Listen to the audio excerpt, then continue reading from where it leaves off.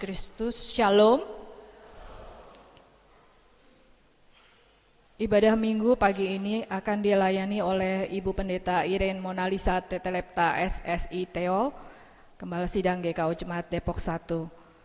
Dan pada Minggu Epifania ke-7 pada hari ini mengambil tema ibadah minggu ini adalah kuasanya memulihkan, yang terambil dari Lukas 6 ayat 17 sampai 19.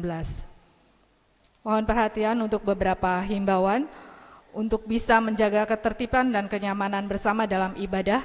Dimohon untuk tidak mengaktifkan handphone selama ibadah berlangsung. Bagi Bapak Ibu yang memiliki anak-anak kecil, dimohon juga untuk tetap membuat anak-anak duduk tertib selama ibadah berlangsung. Dimohon untuk membuang sampah pada tempat yang sudah disediakan sehingga ruang ibadah tetap bersih. Bapak Ibu jemaat, siapkanlah hati dan pikiranmu bagi Allah. Dipersilakan untuk bersaat teduh sejenak.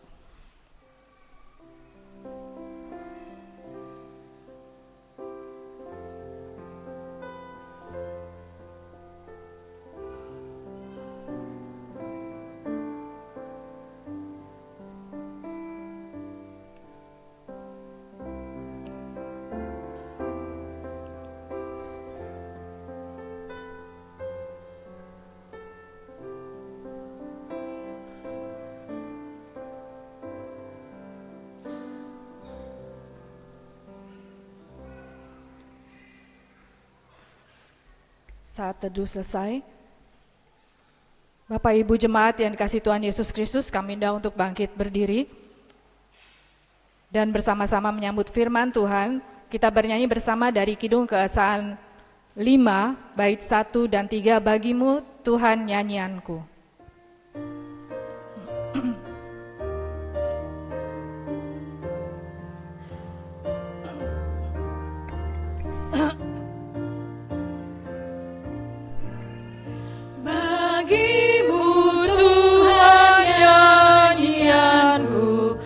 Karena setaramu siapakah, hendak ku puji kau selalu. Padaku Roh Kudus berikanlah, supaya dalam Kristus Putramu hidupku berkenan kepadamu.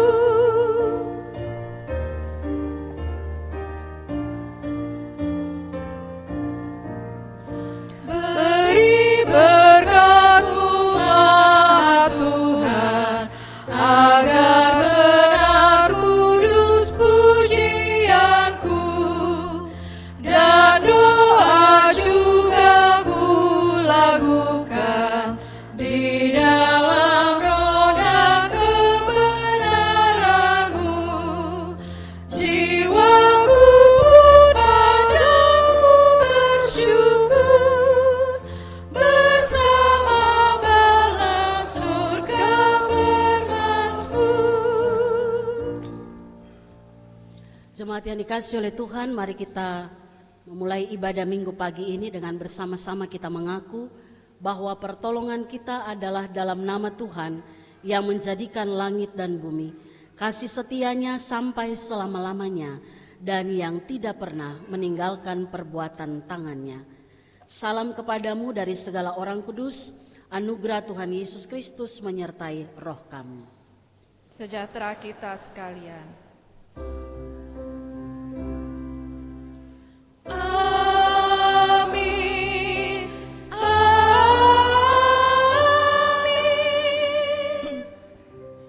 Jemaat Tuhan, saya persilakan duduk kembali.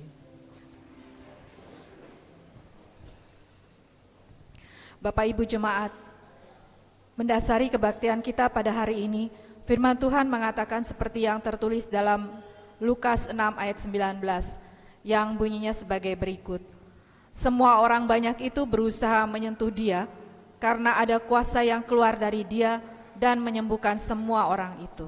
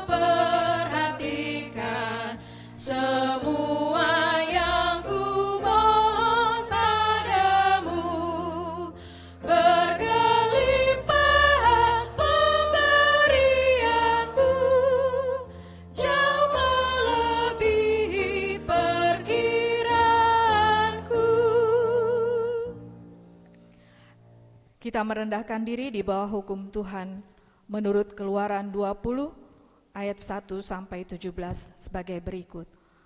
Lalu Allah mengucapkan segala firman ini. Akulah Tuhan Allahmu yang membawa engkau keluar dari tanah Mesir, dari tempat perbudakan. Jangan ada padamu ilah lain di hadapanku. Jangan membuat bagimu berhala yang menyerupai apapun yang ada di langit di atas, atau yang ada di bumi di bawah, atau yang ada di dalam air di bawah bumi. Jangan sujud menyembahnya atau beribadah kepadanya, sebab aku, Tuhan Allahmu adalah Allah yang cemburu, yang membalas kesalahan bapa kepada anak-anaknya, sampai kepada keturunan ketiga dan keempat dari orang-orang yang membenci aku. Tetapi aku menunjukkan kasih setia kepada beribu-ribu keturunan, kepada mereka yang mengasihi aku dan berpegang pada perintah-perintahku. Jangan menyebut nama Tuhan Allahmu untuk disalahgunakan, sebab Tuhan akan memandang bersalah orang yang menyalahgunakan namanya. Ingat dan kuduskanlah hari Sabat. 6 hari lamanya engkau akan bekerja dan melakukan segala pekerjaanmu, tetapi hari ke-7 adalah hari Sabat bagi Tuhan Allahmu. Jangan melakukan pekerjaan apapun, engkau, anakmu laki-laki atau perempuan, hambamu laki-laki atau perempuan, hewanmu ataupun pendatang di dalam kotamu. Sebab 6 hari lamanya Tuhan menjadikan langit dan bumi, laut dan segala isinya, dan ia berhenti pada hari ke-7. Itulah sebabnya Tuhan memberkati hari Sabat dan menguduskannya. Hormatilah ayahmu dan ibumu, supaya kamu hidup lama di tanah yang diberikan Tuhan Allahmu kepadamu. Jangan membunuh, jangan berzina, jangan mencuri, Jangan memberikan kesaksian dusta terhadap sesamamu. Jangan mengingini rumah sesamamu. Jangan mengingini istrinya, hambanya laki-laki, atau perempuan, lembunya atau keledainya, atau apapun milik sesamamu. Oleh karena hukum Allah menegaskan segala kesalahan dan dosa kita, maka sepatutnya kita merendahkan diri di hadirat Allah, mengaku dosa kita. Kita mengaku secara pribadi.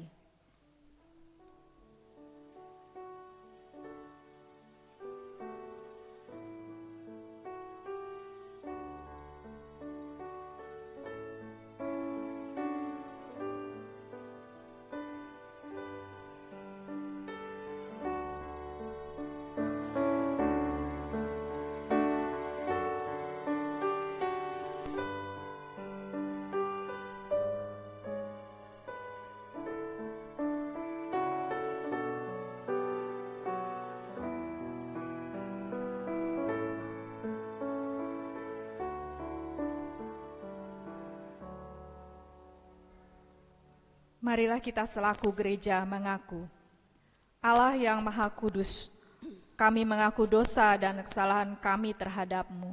Ampunilah kami.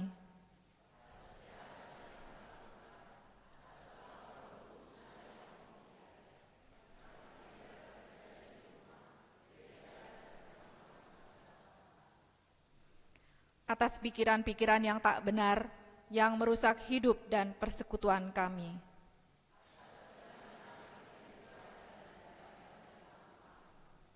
Kasihanilah kami dan ampunilah kami.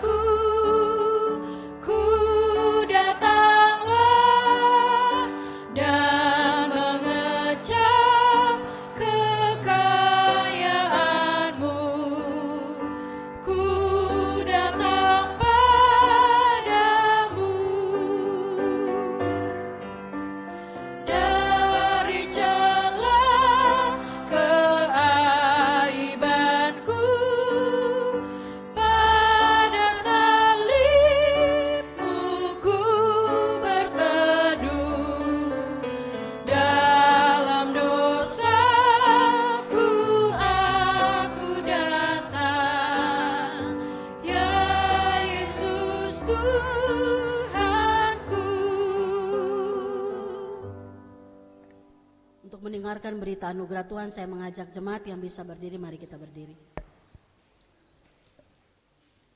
Saudara-saudara jemaat, dengarkanlah berita anugerah dari Tuhan seperti yang tertulis dalam Yesaya pasal yang ke-55 ayat yang ke-7.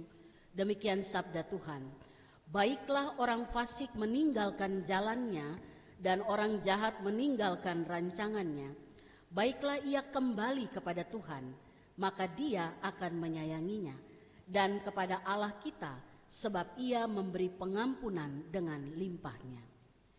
Bagi saudara yang mengaku dosanya dengan tulus kepada Allah, maka pengampunan dari Allah tersedia bagi setiap kita. Firman Tuhan berkata dalam 1 Korintus 6 ayat 20, sebab kamu telah dibeli dan harganya telah lunas dibayar. Karena itu muliakanlah Allah dengan tubuhmu. Amin. Saya persilakan jemaat duduk kembali. Dengan demikian kita hidup dalam suatu hidup yang penuh dengan kelimpahan kasih Allah yang disebut hidup baru. Dengarlah petunjuk hidup baru yang terdapat dalam 1 Petrus 2 ayat 15 sebagai berikut.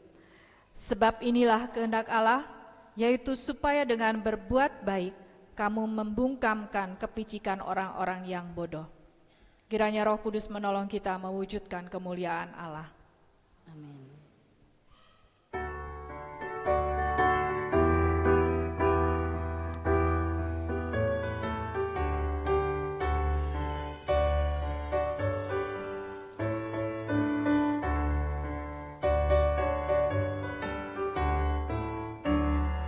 Bila topan keras melanda hidupmu, bila putus asa yang letih lesu, berkat Tuhan satu-satu hitunglah, kau niscaya kagum oleh kasih-Nya.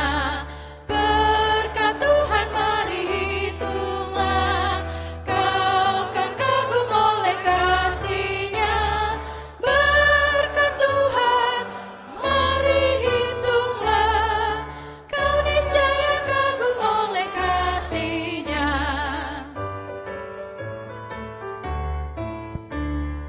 Adakah beban membuat kau penat? Salib yang kau pikul menekan berat. Hitunglah berkat-Nya pasti kau lega, dan bernyanyi terus penuh bahagia. Berkat Tuhan mari hitunglah, kau kan kagum oleh kasih-Nya. Berkat Tuhan mari hitunglah, kau niscaya kagum oleh kasih-Nya. Bapak Ibu, kami undang untuk bangkit berdiri. Sebagai jemaat Tuhan Yesus Kristus dalam suatu persekutuan dengan segala jemaat dari segala abad dan tempat, marilah kita mengucap bersama-sama pengakuan iman yang am dan rasuli. Aku percaya kepada Allah, Bapa yang Maha Kuasa, Halik langit dan bumi, dan kepada Yesus Kristus anak yang tunggal Tuhan kita, yang dikandung daripada Roh Kudus, lahir dari anak darah Maria, yang menderita di bawah pemerintahan Pontius Pilatus, disalibkan, mati dan dikuburkan, turun ke dalam kerajaan maut, pada hari yang ketiga, bangkit pula dari antara orang mati, naik ke sorga, duduk di sebelah kanan Allah, Bapa yang Maha Kuasa, dan akan datang dari sana untuk menghakimi orang yang hidup dan yang mati. Aku percaya kepada Roh Kudus, gereja yang kudus dan am, persekutuan orang kudus, pengampunan dosa, bangkitan daging, dan hidup yang kekal. Amin. Persilakan untuk duduk kembali. Bapak Ibu jemaat, marilah kita mengucap syukur kepada Tuhan dengan cara memberikan persembahan kita yang akan dipergunakan untuk penyelenggaraan pekerjaan Tuhan di dunia ini, sambil mengingat kata Alkitab dalam 2 Korintus 8 ayat 15. Seperti ada tertulis, orang yang mengumpulkan banyak tidak berkelebihan, dan orang yang mengumpulkan sedikit tidak berkekurangan. Kami mengingatkan kembali dalam persembahan pagi ini ada persembahan khusus bagi saudara-saudara kita di GKO Sola Fide. Sementara kantong kolektor diedarkan, kita muji Tuhan dari Kidung Keesaan 469 bait 1-2, Tuhan Pencipta Semesta.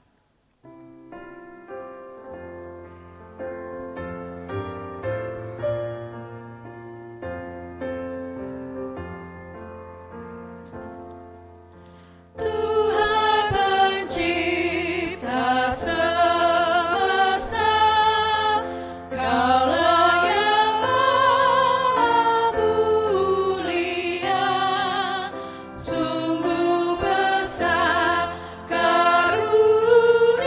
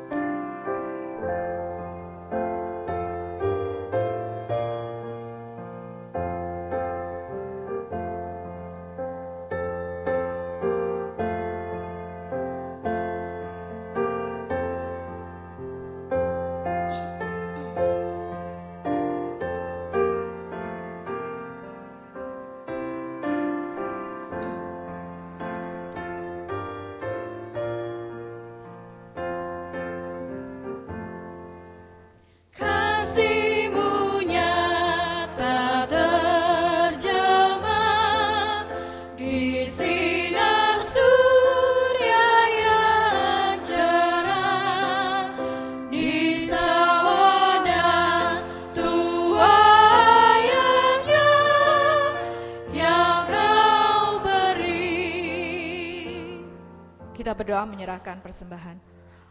Bapa di sorga, kami mengucap syukur karena Engkau telah melibatkan kami dalam pekerjaan-Mu melalui persembahan yang telah kami persembahkan, yang berasal dari berkat-Mu juga. Ajar kami menggunakan dengan baik yang masih ada pada kami. Kiranya persembahan kami akan membawa hormat dan kemuliaan bagi-Mu. Dalam nama Tuhan Yesus kami berdoa. Amin.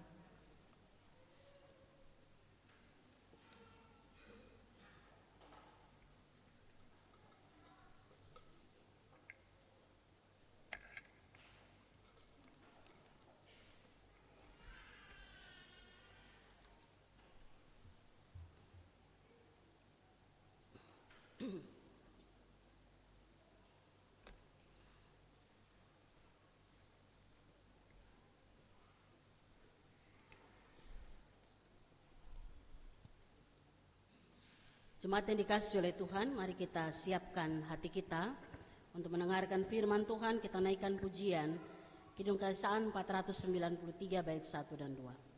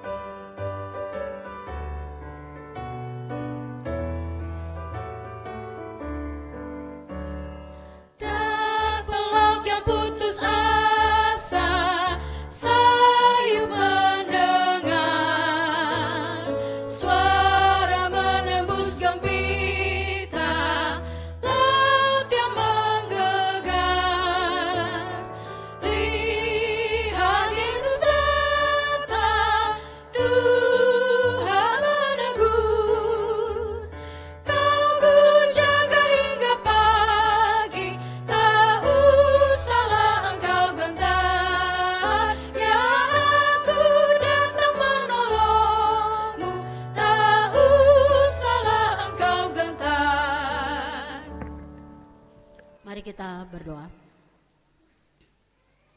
Bapa yang baik, kami akan membaca dan merenungkan firman-Mu. Biarlah Roh Kudus menolong kami mendengar dan mengerti apa yang Tuhan kehendaki, sehingga kami juga dimampukan menjadi pelaku-pelaku firman yang setia. Inilah kami ya Tuhan, berbicaralah, kami siap mendengarkan sabda-Mu. Di dalam nama Tuhan kami Yesus Kristus, firman yang hidup. Tuhan menyertai saudara.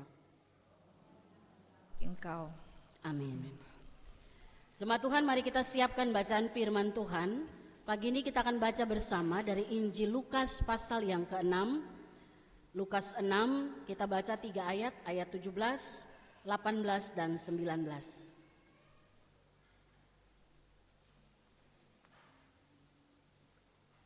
Kita akan baca bagian firman Tuhan ini bersama-sama. Saya mengajak kita, mari yang bisa berdiri.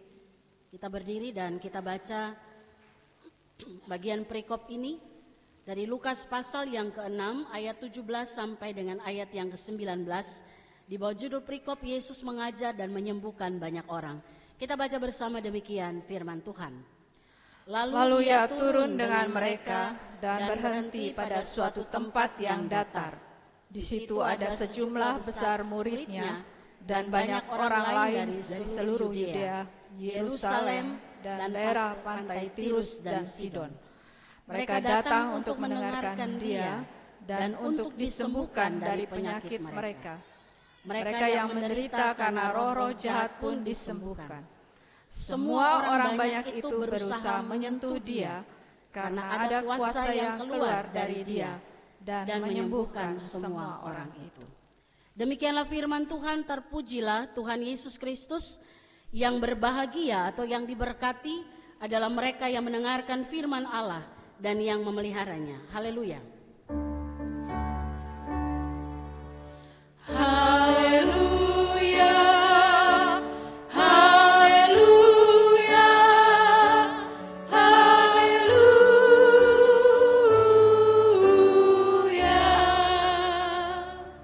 Jemaat Tuhan, saya persilakan duduk kembali.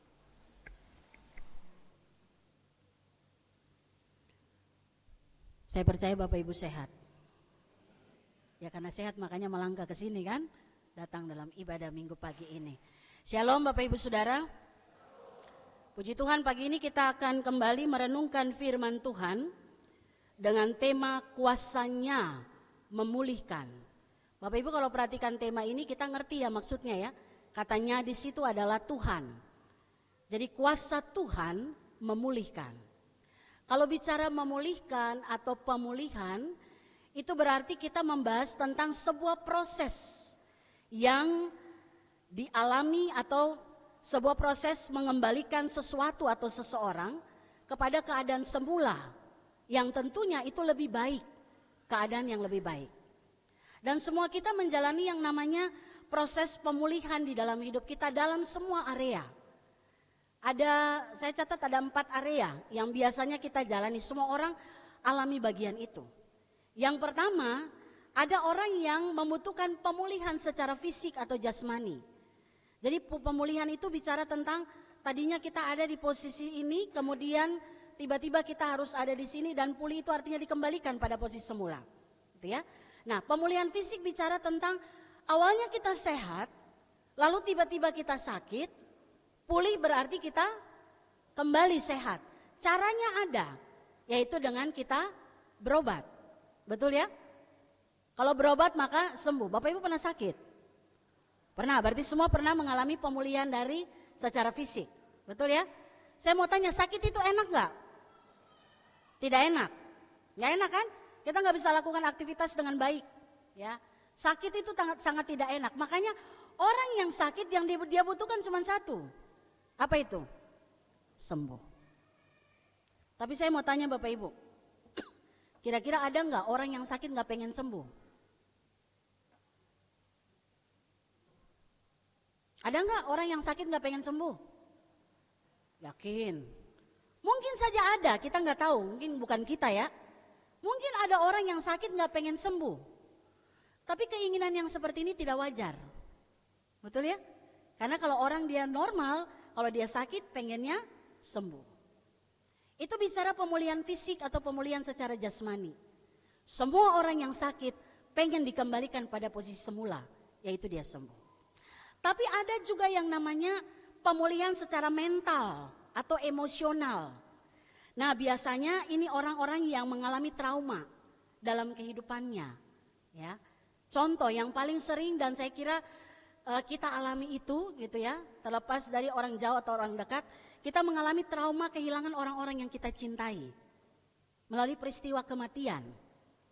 Bapak Ibu kehilangan orang ditinggalkan karena kematian, saya mau tanya enak gak? Sangat tidak enak. Begitu kita ingat masa-masa ketika kita bersama, kesedihan itu kembali lagi. Ini yang disebut trauma. Ya. Kalau tidak enak, maka saya percaya kita pengen keluar dari area itu. Pulih secara emosi atau kita pulih secara mental. Dan cara untuk pulih cuma satu. Cara berpikir kita diubahkan. Ya, diubahkan sesuai dengan apa yang Tuhan kehendaki. Cara berpikir kita mulai datang dengan waktu kita ingat masa kita ketika bersama dan itu melukai kita karena kepergian itu, maka ingatlah satu prinsip firman Tuhan. Kematian adalah ketetapan Tuhan. Setuju Bapak Ibu? Ya, itu ketetapan Tuhan. Kalau kita ulang-ulang terus, kematian adalah ketetapan Tuhan. Saya manusia nggak bisa bantah. Saya manusia nggak bisa batalkan itu. Kalau itu terus yang kita pikirkan, maka cara berpikir kita akan diubahkan. Sehingga kita mengalami yang namanya pemulihan. Bergeser, orang bilang hidup harus terus berjalan. Dan kita menjalani hidup, kenangan itu nggak bisa diubah. Tapi cara berpikir kita untuk menjalani hidup bisa berubah. Amin? Itu yang namanya pemulihan secara mental. Atau secara emosional. Nah saya tanya, ada nggak orang-orang yang secara mental nggak mau sembuh? Orang-orang yang trauma yang nggak mau sembuh, ada? Kayaknya nggak ada ya. Kalaupun ada, keinginan itu tidak wajar. Betul Bapak Ibu ya? Kalau ada orang yang nggak pengen sembuh secara mental, kemungkinan keinginannya tidak wajar. Yang ketiga, Bapak Ibu kok tegang amat? Santai aja lah, gitu ya. Yang ketiga ini bicara pemulihan relasi sosial. Nah ini kalau bicara relasi berarti kita bicara hubungan kita dengan orang lain. Gitu ya. Pernah retak hubungannya sama orang lain? Pernah. Suami istri pernah? Jangan ibu-ibu Dorcas yang jawab gitu ya. Suami istri pernah retak nggak hubungannya yang sekarang masih ada? Pernah? Pernah berselisih? Pernah. Orang tua dan anak? Pernah? Pernah. Saudara bersaudara pernah? Saudara kandung pernah? Pernah. Kenalan atau sahabat pernah? Retak dengan sahabat? Pernah. Besti pernah? Pernah juga. Retak dengan besti pernah? Pernah juga ya. Artinya kalau besti itu agak sedikit meningkat dari sahabat gitu ya. Antara pekerja dan juga atasan bawahan, kita dengan bos kita atau kita dengan bawahan kita. Pernah retak? Pernah. Masalahnya beda-beda ya. Siapa lagi ya? Oh sekarang saya mau tanya. Antara pelayan dan jemaat, pernah retak? Pernah. Antara pelayan dengan pelayan, pernah retak? Bapak pernah retak sama saya? Sekarang saya mau tanya, antara pendeta dan jemaat, pernah ada keretakan? Takut makanya bilang tidak. Antara pendeta dan jemaat pernah ada? Ya mungkin bukan pendeta. Kalau saya ada, mari kita selesaikan yuk, jangan. Gitu ya. Saya nggak mau juga berdiri di sini sementara mata ibu-ibu atau bapak-bapak atau saudara bilang begini, ngomong doang di situ, gitu ya. Jangan ya, nggak enak itu. Nah Bapak Ibu saya mau tanya, keretakan hubungan itu nyaman tidak? Sangat tidak nyaman. Betul ya?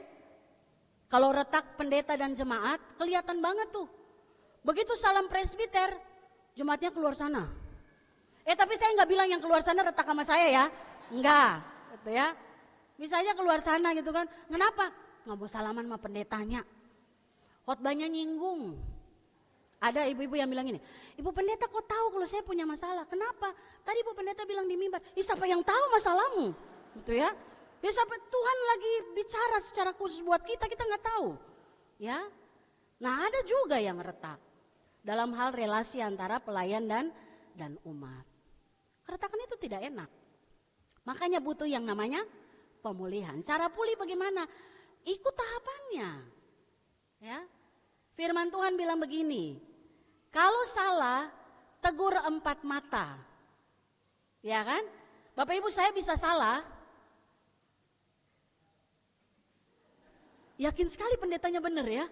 Bapak Ibu saya bisa salah nggak? Sangat bisa. Bapak Ibu siap tegur saya? Tidak ya. Berarti tidak sayang sama saya. Bapak Ibu sayang sama saya? Berarti kalau saya salah bisa tegur? Tidak. Kenapa? Takut. Pak saya sudah jinak. Sudah sangat dijinakkan oleh Tuhan, oleh firman Tuhan ya. Jadi nggak mungkin itu. Saya pasti dengar, walaupun awalnya ngomong doang. Tapi lama-lama, oh iya ya benar ya Tuhan ya, saya salah ya. Itu gak enak. Maka butuh yang namanya pemulihan. Tapi saya mau tanya, ada gak orang yang tidak mau pulih secara relasi? Tidak berani jawab ya. Tapi pelaku-pelaku ada. Ya. Ada gak orang yang tidak mau pulih secara relasi? Mungkin di sini tidak ada. Tapi kalaupun ada, keinginan itu tidak wajar. Kenapa Bapak Ibu? Kita nggak mungkin hidup sendiri.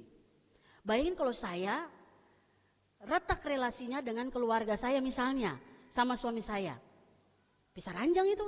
Satu tidur di kamar satu tidur sama anak. Enak? Enggak. Bikin kopi taruh. Bilang sama papa, itu udah ada makanan di meja. Kenapa senyum-senyum? Sama ya? Saya enggak kok, saya enggak gitu. Ya, bilang tuh udah taruh di meja, suruh makan ya, tuh udah ada makanan, tinggal makan. Anaknya jadi perantara. Enak enggak hidup yang seperti itu? Saya mau tanya Bapak Ibu, enak? Tidak. Butuh pulih, sembuh. Maka kita harus ikut tahapannya. Kalau tidak butuh berarti ada yang salah dengan kita dalam hal pemulihan relasi. Yang keempat, pemulihan secara rohani. Nah ini kita semualah. Saya tidak usah tanya siapa, kita semua butuh pemulihan secara rohani. Mungkin kita orang-orang yang dulu pernah meninggalkan Tuhan. Mungkin kita tidak tinggalkan Tuhan dalam bentuk kita tinggalkan iman kita, mungkin tidak. Tapi kita tinggalkan Tuhan dalam cara berpikir kita. Kita sombong, lakukan sesuatu tanpa libatkan Tuhan. Kita sudah lama sekali kita nggak bicara dengan Tuhan melalui doa. Lama sekali kita nggak dengar Tuhan berbicara dengan kita melalui firman. Lama sekali kita nggak datang untuk beribadah kepada Tuhan. Tapi orang yang pulih adalah orang yang waktu dia dulunya mungkin dia ada orang yang dekat dengan Tuhan. Tiba-tiba karena keadaan dia jauh dari Tuhan, tapi dia dipulihkan oleh Tuhan. Kembali pada posisi awal.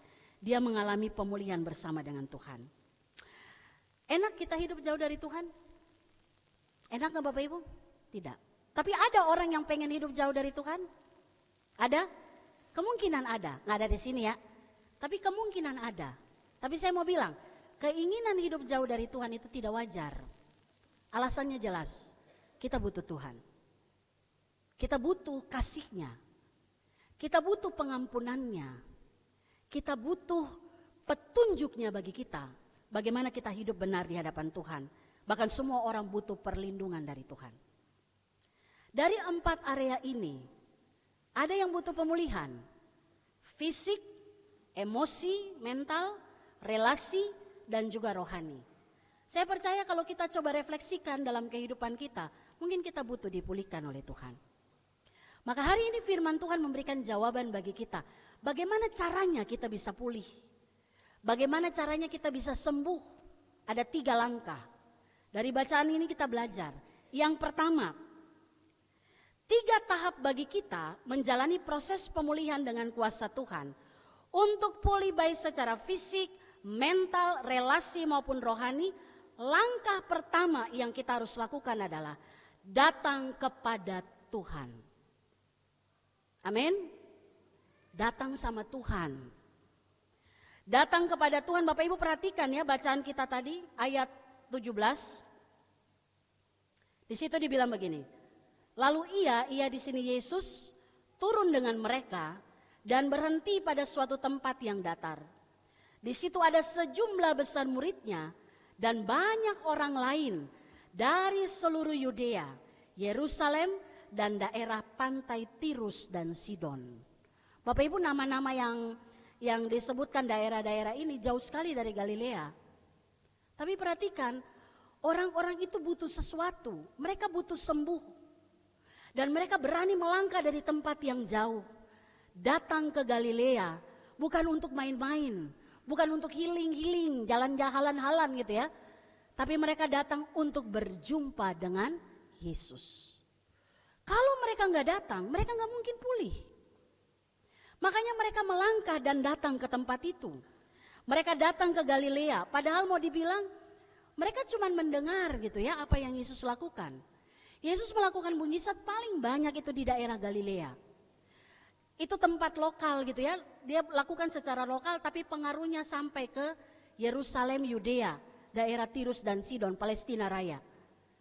Dan orang-orang ini mau datang hanya untuk berjumpa dengan Tuhan Yesus. Tapi itulah langkah awal bagi kita untuk sembuh. Untuk bisa sembuh Bapak Ibu Saudara, kuncinya adalah datang pada Tuhan. Ada orang yang bilang begini, bagaimana cara kita datang sama Tuhan? Ya berdoa. Tapi Bapak Ibu Saudara, ada orang yang bilang, Bu Pendeta, saya sudah berdoa dan itu sudah cukup bagi saya untuk tenang. Baik dalam pemulihan fisik, mental, relasi maupun rohani. Cukup dengan berdoa saya sudah tenang. Saya mau tanya, sembuh? Belum. Gitu ya. Karena cukup berdoa saja tidak cukup.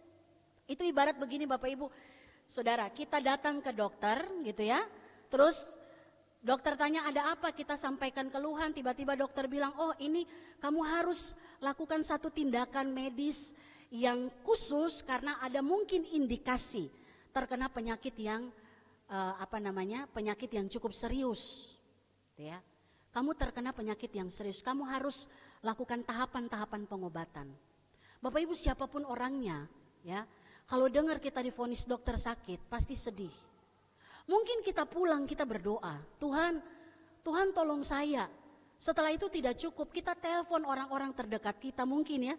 Kita telepon orang tua kita atau anak kita telepon sahabat kita datang ke pendeta, lalu kita sampaikan, saya ini divonis dokter tuh, ada analisa dokter, saya mengidap penyakit yang seperti ini Bu Pendeta, saya takut. Mungkin dia bisa ungkapkan kepada banyak orang dan biasanya orang kalau datang dan mengungkapkan masalahnya kita bilang apa? Sabar ya, udah sabar berdoa, yakin dan percaya kamu pasti sembuh. Saya mau tanya, sampai pada titik itu dia sudah sembuh? Belum, dia masih dihibur. Untuk sembuh dia harus jalani tahap berikutnya, ikut petunjuk medis. Harus A, B, C, D, ikut semua sampai di ujung. Dokter suruh apa? Ikuti itu. Karena itu tahapan secara medis untuk kita mengalami kesembuhan. Mungkin kita bilang secara iman saya percaya saya sembuh, amin. Tapi untuk sembuh secara fisik harus jalani tahapan medis. Sama ini. Datang sama Tuhan saja dalam doa belum menyembuhkan kita. Kita baru ungkapkan saja apa yang kita rasakan. Dan mungkin kita tenang dan terhibur. Makanya harus masuk langkah kedua. Langkah kedua adalah setelah datang, dengarkan apa yang Tuhan sampaikan. Bapak Ibu sekarang enggak ada di antara kita yang Tuhan bicara langsung ke dirinya. Saya belum pernah.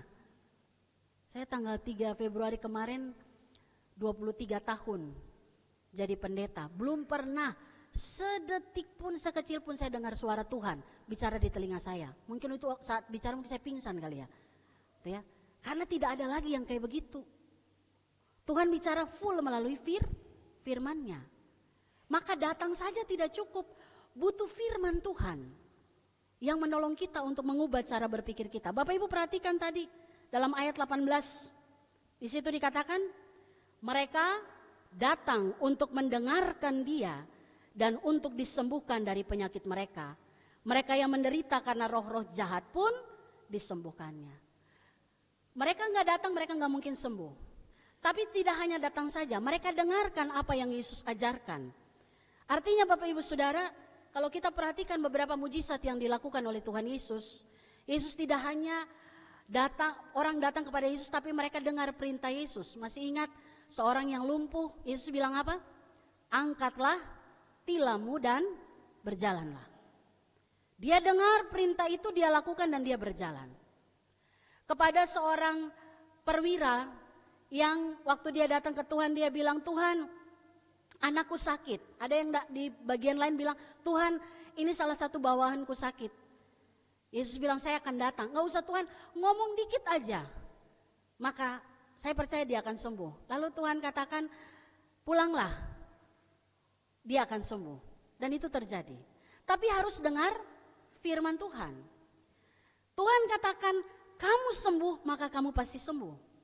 Baik dari luka fisik, luka mental, luka relasi maupun dalam luka rohani. Kalau kita datang sama Tuhan, kita dengar firman-Nya, kita sembuh. Saya kasih contoh sederhana dalam hal relasi. Pemulihan secara relasi. Bapak Ibu Saudara, sangat tidak enak untuk kita pulih dengan orang yang pernah menyakiti kita. Tapi firman Tuhan bilang apa? Kasihilah, jangan ingat sesama saja ya. Kasih Matius, saya lupa ayat ya. Matius 5 ayat 44. Terima kasih Tuhan ingatkan. Kasihilah musuhmu dan berdoalah bagi mereka yang menganiaya kamu. itu firman. Maka kalau kita merasa bahwa ada hal yang harus kita perbaiki, pegang firman itu. Berarti saya harus mengasihi, saya harus mengampuni. Itu langkahnya. Dengar firman Tuhan. Kalau kita cuma datang doa dan kita rasa tenang, belum. Dengar apa yang Tuhan mau untuk kita lakukan. Bapak Ibu, luka di fisik ini, luka di tubuh kita, kalau itu nggak diobati pasti busuk. Betul ya? Gak perlu tanya dokter, pasti kita tahu ya. Kalau luka di tubuh ini gak diobati, itu bisa busuk. Nah, luka yang busuk itu menarik perhatian lalat. Lalat tahu lalat ya. Binatang yang kita anggap kalau hinggap di makanan gak akan kita makan itu. Kenapa? Itu kotor. Kita temukan lalat paling banyak di mana? Di mana? Sampah. Atau di tempat yang busuk. Karena dia suka di situ. Tapi kalau nanti dia pindah lagi ke makanan yang bersih, kita makan jadi penyakit. Itu luka fisik. Tapi kalau luka secara batin, kalau tidak terobati dan tidak kita sembuhkan, itu menarik perhatian roh jahat. Tegang. Kenapa? Kalau kita nggak sembuh, maka kita akan cenderung untuk merusak hidup orang lain. Oleh karena itu penting bagi kita tahu, oh iya saya sakit ya, saya butuh sembuh. Saya datang sama Tuhan, saya dengar firman-Nya, tidak cukup sampai di situ. Langkah ketiga. Bapak Ibu perhatikan ayat 19. Sama-sama kita baca. Semua orang banyak itu berusaha menyentuh dia, karena ada kuasa yang keluar dari dia dan menyembuhkan semua orang. Saudara, pemulihan itu akan terjadi bukan hanya waktu kita berdoa, kita dengar firman Tuhan, tapi bagian ini bilang, sampai seperti orang-orang ini menjamah Yesus. Bapak Ibu Saudara, menjamah Tuhan Yesus itu mereka lakukan itu bukan karena Tuhan kasih petunjuk, ya. Habis ini nanti kamu berobat ya, enggak. Mereka bilang, jamah saja, saya percaya ada kuasa yang keluar. Masih ingat perempuan yang 12 tahun sakit pendarahan. Dia bilang apa? Asal ku jamah saja jubahnya, aku sembuh. Seperti tadi tuh dia katakan kepada perwira, pulanglah, anakmu sembuh. Berarti cuma butuh satu untuk sembuh, iman. Mereka menyentuh Yesus karena mereka punya iman. Kalau saya sentuh, saya pasti sembuh. Dan bukankah itu juga yang kita mau kita miliki dalam hidup kita untuk mengalami kesembuhan? Tidak hanya berdoa, tidak hanya cukup dengar firman, tapi harus sampai pada kita punya iman untuk melakukan kebenaran itu. Kalau kita punya iman, saya percaya Yesus sang sumber penyembuh. Saya datang sama dia. Saya dengar apa yang Tuhan perintahkan. Tuhan bilang, kamu harus lakukan bagian ini, kamu harus ampuni, kamu harus lakukan apa yang kuperintahkan, lakukan itu. Dan itu harus dilakukan dengan iman. Tidak sekedar sesuatu yang biasa saja. Kalau lakukan dengan iman, maka kita menerima kesembuhan. Saudara pulang dari tempat ini, coba cek dan recheck lagi. Cek kembali hidup kita. Di area mana kita butuh kesembuhan? Ya, area mana nih saya butuh sembuh? Saya butuh sembuh secara fisik, secara mental, emosional, atau saya butuh kesembuhan secara relasi, atau saya butuh kesembuhan rohani karena sudah saya jauh dari Tuhan. Hidup saya sangat jauh dari Tuhan. Kalau kita sadar kita sembuh, kita sakit, pasti kita mau sembuh. Bapak Ibu mau sembuh? Sedikit suaranya. Bapak Ibu pengen sembuh? Mau sembuh? Kalau mau sembuh, datang. Gak mungkin kita sembuh kalau kita tidak datang pada Tuhan. Datang sama Tuhan terus, dengar firman-Nya dan lakukan dengan iman. Pasti sembuh. Kita berdoa. Bapa, di dalam nama Tuhan Yesus, hari ini kami bersyukur firman-Mu mengingatkan kami, menegur kami, sekaligus memperlengkapi kami, agar kami boleh menjadi orang-orang yang dipulihkan oleh Tuhan. Kami tahu kuasa pemulihan itu datang hanya daripada Tuhan. Dan kami tahu itu akan terjadi ketika kami datang kepada Tuhan mendengarkan firman-Mu. Dan kami mengambil langkah iman sampai pada tahap kami menyentuh Tuhan dengan iman kami. Bahwa ketika kami ada bersama dengan Tuhan, kami sembuh dari semua area luka yang kami miliki. Sehingga kami boleh Tuhan pakai menjadi alat Tuhan untuk melakukan pekerjaan-pekerjaan Tuhan. Meteraikan firman ini dalam hati kami semua umat-Mu ya Bapa, agar kami boleh hidup benar di hadapan Tuhan dan sesama. Dalam nama Tuhan Yesus kami berdoa dan mengucap syukur. Amin. Jemaat Tuhan, kita aminkan firman Tuhan, kita naikkan pujian Kidung Kesan 493 bait yang ketiga.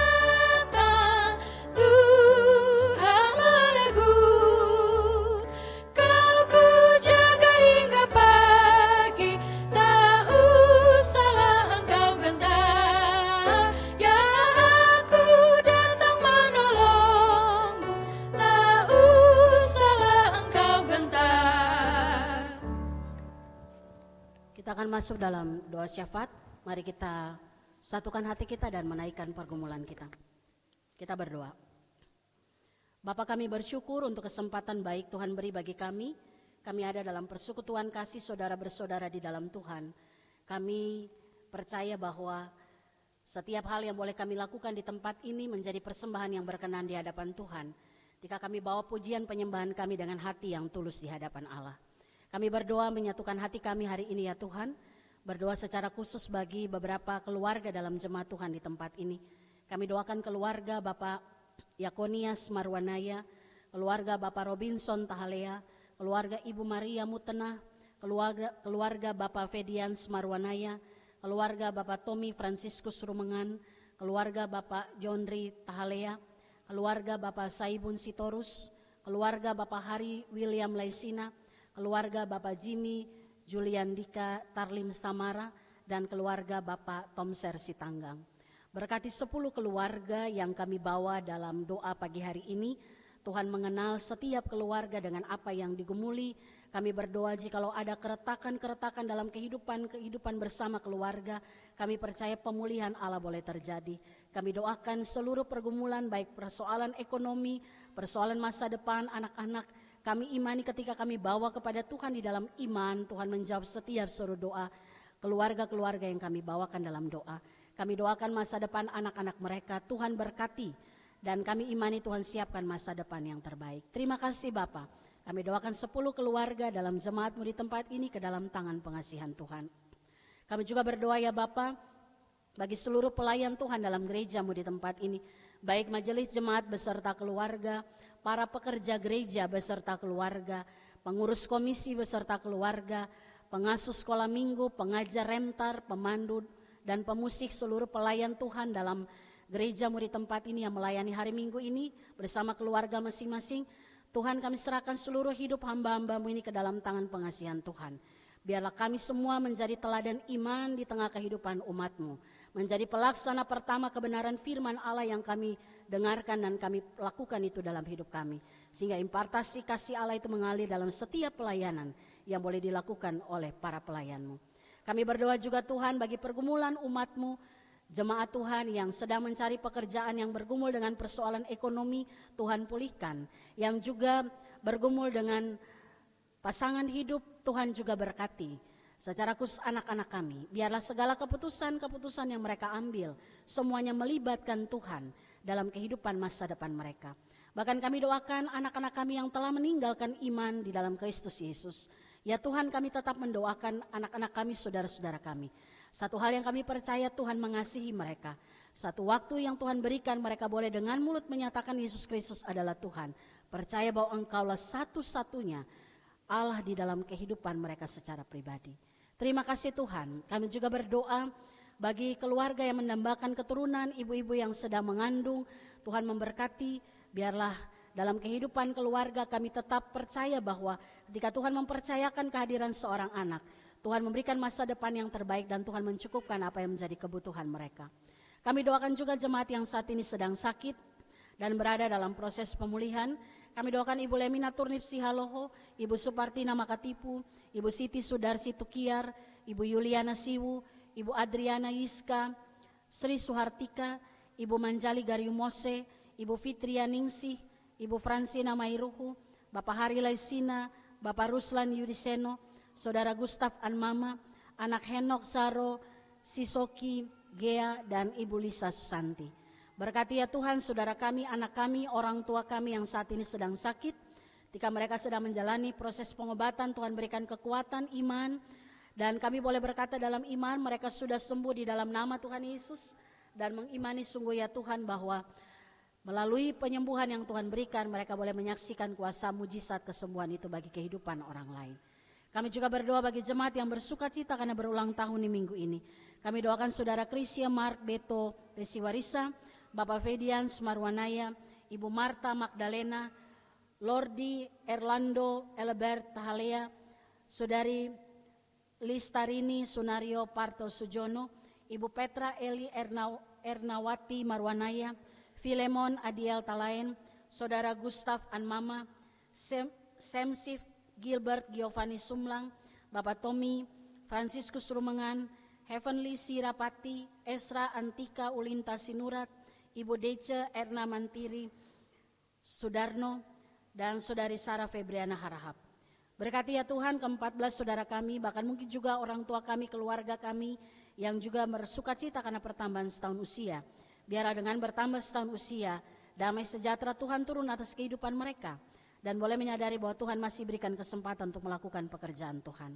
Kami mendoakan pos pelayanan kami ada di Dalung Bali, Tuhan berkati semakin bertumbuh. Kami doakan Sinode Gereja Tuhan GKO, Majelis Sinode dengan semua jajaran yang ada, program-program yang ada, biarlah mencapai visi misi Tuhan yang Tuhan taruh bagi GKO.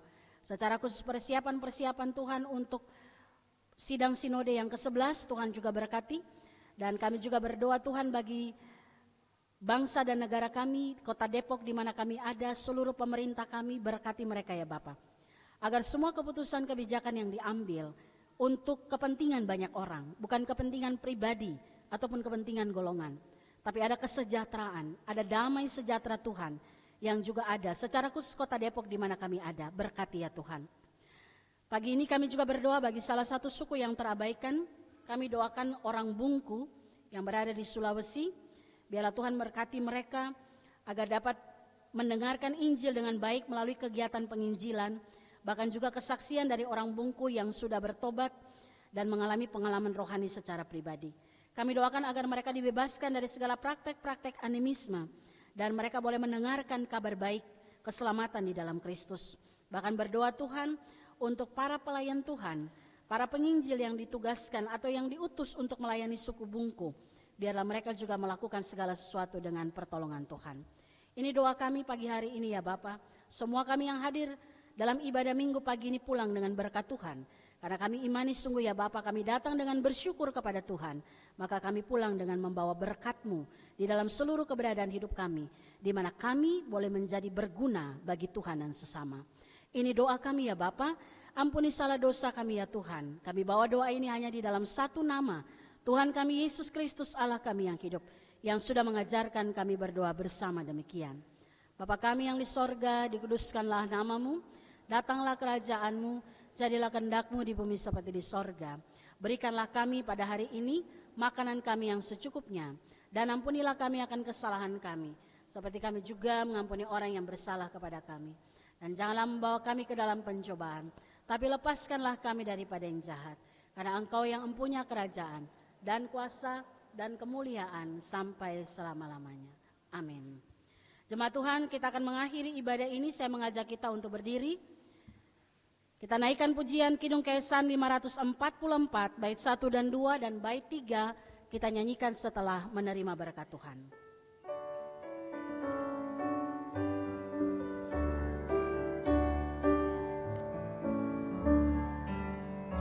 Ya Tuhan, bimbing aku di jalanku, sehingga ku selalu bersamamu. Engganlah ku melangkah setapak pun, apabila kau tak ada di sampingku.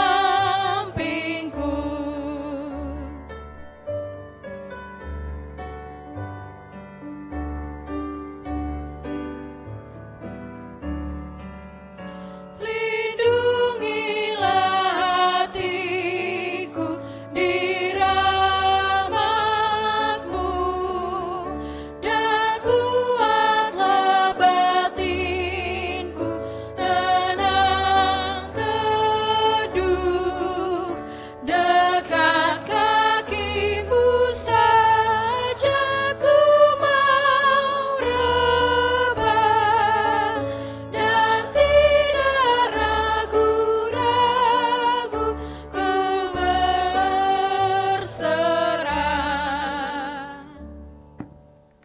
Jemaat yang dikasihi oleh Tuhan, pergilah dalam damai sejahteranya Tuhan. Teruslah saudara bersaksi tentang Tuhan Yesus melalui seluruh hidupmu. Jadilah berkat bagi sesama, dan terimalah berkat Tuhan. Anugerah Tuhan Yesus Kristus dan pengasihan Allah dan persekutuan Roh Kudus menyertai dan memberkati saudara-saudara. Amin. Amin,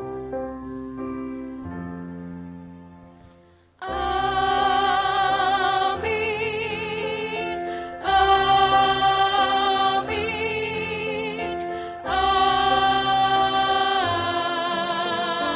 amin.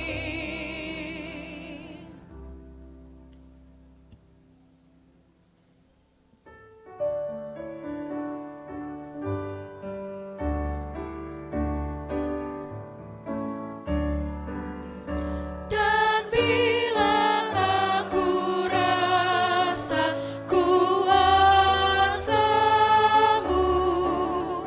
Engkau senantiasa di sampingku. Ya Tuhan, bimbing aku di jalanku,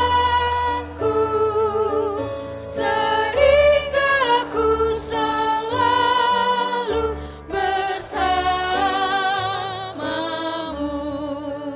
Bapak Ibu dipersilakan untuk bersaat teduh. Selamat menikmati berkat Tuhan selama 1 minggu ke depan, dan Tuhan Yesus memberkati.